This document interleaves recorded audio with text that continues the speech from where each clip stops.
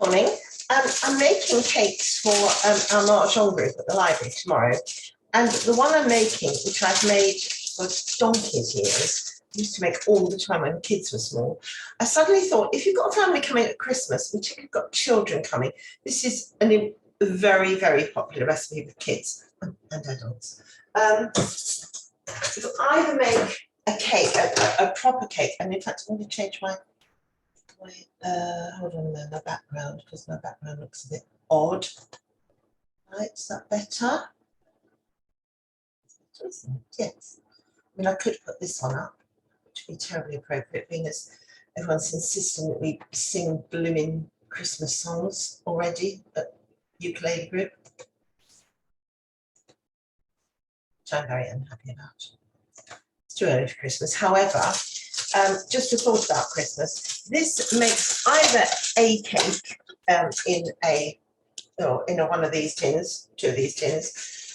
Now, the cake mixture is a batter.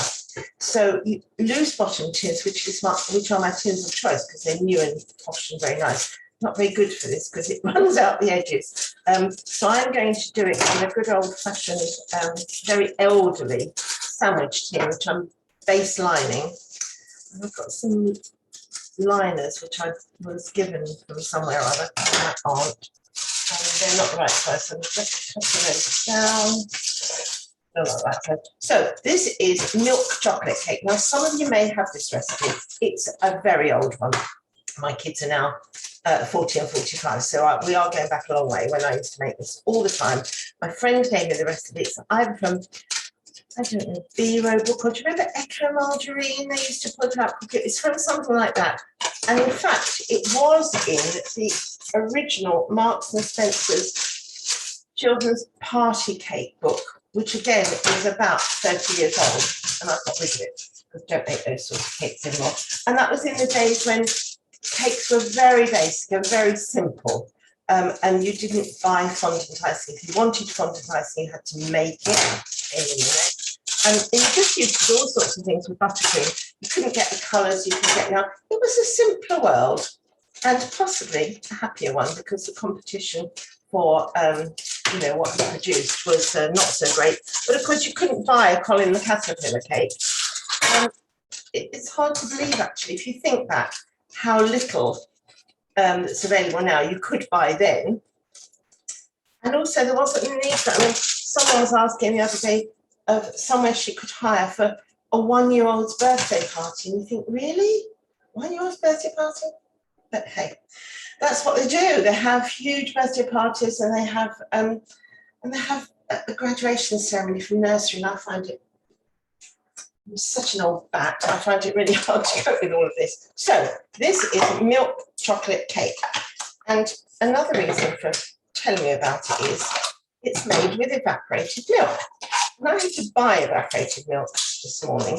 And in the absence of my mum and my auntie, both of whom have unfortunately gone before, I had no one to complain about the price. And I thought, I need to tell someone, the price is exorbitant.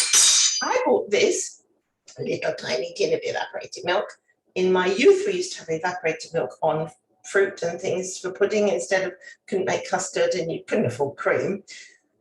80p. It was a little tiny tin. I couldn't believe it. And in fact, eggs are about 17p each. When I was cooking for a living, when we priced things, eggs were 6p. Everything's gone crazy, especially petrol. Oh my God! I'll stop. I'm going to show you what I'm doing. So this is, well, it was a cheap recipe, obviously, because we had small children. So it is 7 ounces of flour, self-raising flour, and my scales have gone off, which is very annoying. Right, 7 ounces of flour,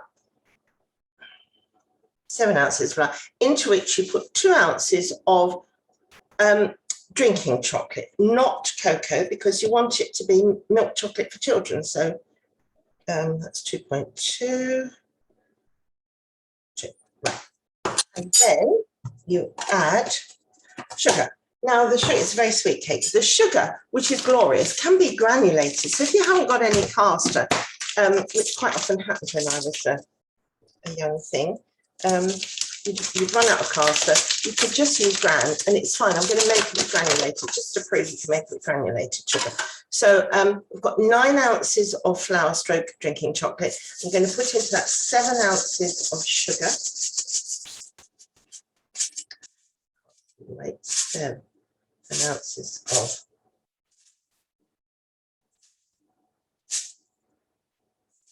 6.8. Darn, you know that's 7. Takes a while. These takes a while to register that I've added something. Right, 7 ounces of sugar. Into that, we're going to put 4 ounces of margarine.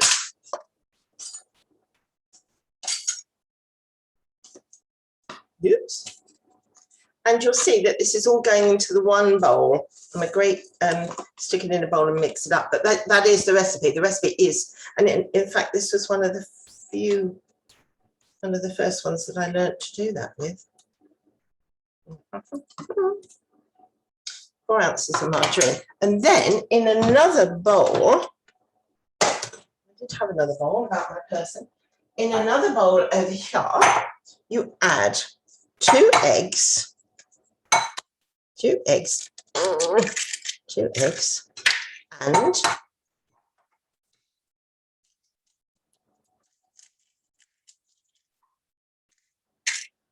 4 tablespoons of evaporated milk and 4 tablespoons of water. You're going to beat those together, and of course that is to get as much air into your mixture as possible. And this has got dimples, which is very sweet. Do you remember the old things used to bing like that and make a hole either side, and then you could pour it? Well, of course, I don't have one of those anymore because it's a long time since we did that sort of thing. I haven't got, I used to have a tin opener with that on it, but I don't even have that anymore. So I'm going to have to open it with my trusty tin opener. And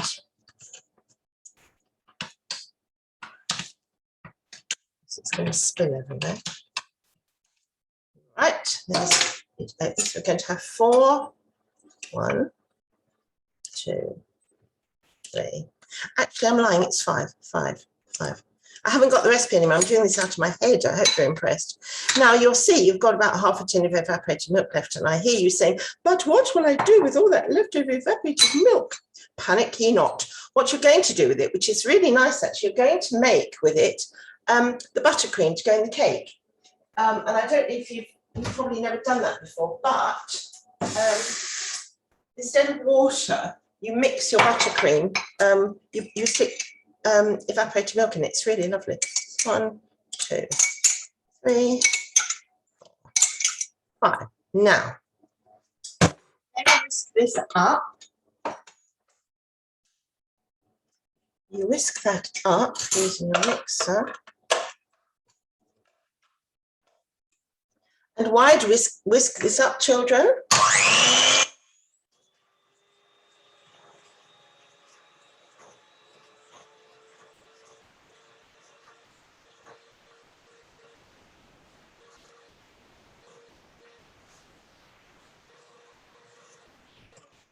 To get as much air in as possible, because that's going to be there in your cake. And in fact, I did once do that, with my fingers in there and switched it on by mistake. It's not a good thing to do. I don't recommend that. So, actually, it's come back to me. You don't mix it all in one. You do this with your pastry blender. Dear Lord, so you can see it's many years since I made it, can't you? So, I'm going to mix that in there with my pastry blender. And then you're going to beat that in. You've got some lovely loose batter. Now, instead of just making 2 cakes, which I'm doing for Mahjong, you can make cupcakes with this. It makes lovely cupcakes, and it makes absolutely loads. And one of the nice things about them, if this is what you want, they rise flat, completely flat, which means that they're ideal for icing. They're not any good for making butterfly cakes. I mean, really crap butterfly cakes. But if you ice them and put, as I have done many a time, you can write happy birthday on them. You can ice them and just make, decorate them. But it's much easier than one that's risen and you've got all this cake that you don't know what to do with. So that's, I recommend them as cupcakes as well. There we are. Right, that's sort of done. That'll do, because we're going to beat this in it. It'll mix it a bit more. Oh, now look, has that happened to yours? I'm a bit cross about this.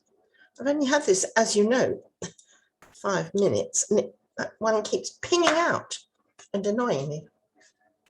So now we're going to return to our mixer. Beat it back in. I don't know why I took them out. I'm stupid. Put the beaters back in. Tip that in there.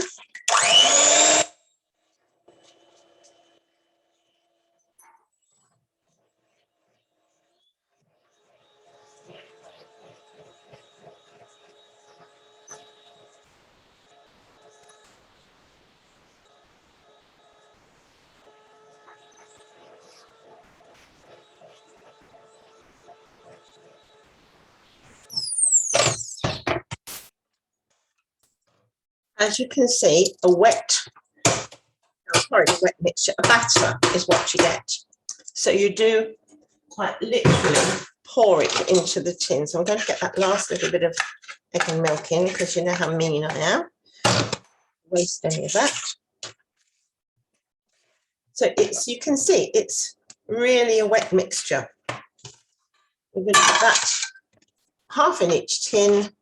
If you want to know if it's exactly half, weigh the tins once you put it in.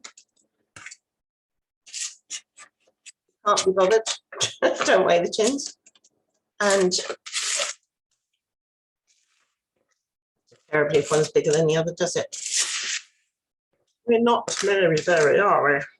Or Nigella or anyone else like that. It's just us girls. Right.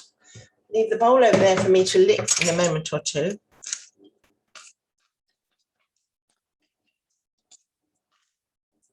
The funny thing is, this tastes absolutely delicious. And I was going to say, it tastes a bit like hot chocolate, but of all the chocolate things in this world, which I adore, I don't like hot chocolate, and it distresses me terribly that I don't like hot chocolate, but I don't, so nothing I can do about it. And I've tried. I've really made an effort. I don't like it. I don't know why. Right, there we are. So 2 tins, just sort of level it roughly. It doesn't need lots of attention at this point. Shove it in the oven for about 25 minutes. You know your oven better than I do. 180, about 25 minutes, and I'll see you then.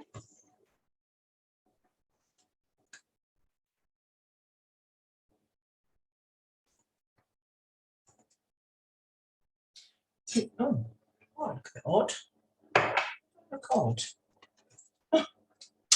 Oh, that's better. It's all of that's perfect. While that's in the oven, you might like to make some buttercream. Now, you can make an average buttercream, 2 ounces of butter, 4 ounces of icing sugar, and a good dollop of evaporated milk. Or you can use a tub. Now, if you use butter for your buttercream, and if you're making a cake, a nice cake, but you can taste the difference between butter and margarine in buttercream.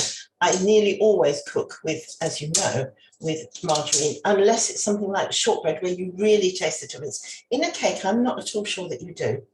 And quite often, the dear old Stork makes a lighter, fluffier cake. Butter tends to be a more Madeira-y, heavy sort of cake, which you might not want. Now, and a friend of mine who makes cakes all the time for people and charges, she said she worked out that with the cost of ingredients, which is not inconsiderable nowadays, and the faff, buying it works out just as cheaply, and quite often it's on offer. And quite often Lidl, and I'm sure Aldi, cheap supermarket trust, Lidl, do chocolate, vanilla, salted caramel, buttercream. It's quite stiff. It's actually very stiff, but you could put, this is what I'm going to do, you could put your evaporated milk in it and sort of loosen it down with that. It's been in the fridge, so it's very hard. I leave it down and then I beat it up. And I haven't yet opened, she said opening it, the salted caramel. So I'm going to open that because I thought chocolate and salted caramel might be quite nice. mainly because I love salted caramel. Not everybody does. So I'm going to taste it and see if it's nice. Normally, I would do just a vanilla buttercream, but I thought, well, I've got these in the fridge and they're going to be used up. So, the salted caramel is actually really good. Oh, I might have that. It's really, really nice. So that's what I'm going to do. But if you're not going to do that, this is the time to make the buttercream. So it's ready. And decide what you're going to do. As I said, I normally put white vanilla buttercream through the middle, icing sugar on the top, job done. But you can obviously ice it, you can make it as fancy as you like.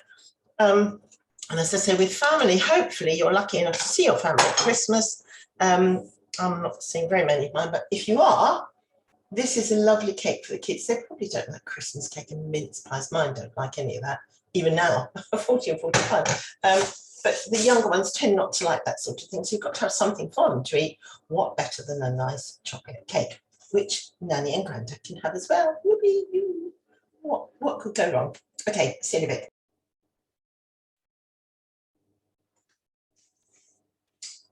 Okay, the buzzer's buzzed. I've tested the cakes. I'm going to show you. You see what I mean? They don't rise to a great point. They're virtually flat, which makes them really super duper for decorating. And there we have it, 2 lovely chocolate cakes, base lined. I'm just going to slide a knife around the edge, tip them out, lathe them to get cold. Now let's see if you can see them. I realise you can't see them very well. Yeah, that's what they look like. Still can't see them very well. They're nice chocolate colour, pale chocolatey colour. Obviously, the rose is not a really dark colour because they're not made with cocoa, they're made with drinking chocolate. But what I'm going to do now is stop this recording and then show it to you when it's done and decorated, when it's finished and filled and whatever. So that's the cake, and I'm going off to make something else, which I might show you that as well. My issue is, of course, that my husband would rather eat a wagon wheel than anything I've made. My children, as I have said, because my first husband was allergic to dried fruit. It's a bizarre thing to be allergic to, but he was sick as a child having eaten dried fruit and never tried it again until a teacher made him eat his pudding at school. And he said, I can't eat it because I'll be sick. And he was over her feet, which proved his point, I feel. So I'm going to make another cake. I'm going to show you that later. The other cake I'm going to make is a marmalade cake, because again, we don't use a lot of dried fruit here. Bob won't eat it, but I think it'll be good for mahjong. So I'm going to show you because I've missed recording things. Okay, darling, so that's that. I'll talk to you in a minute.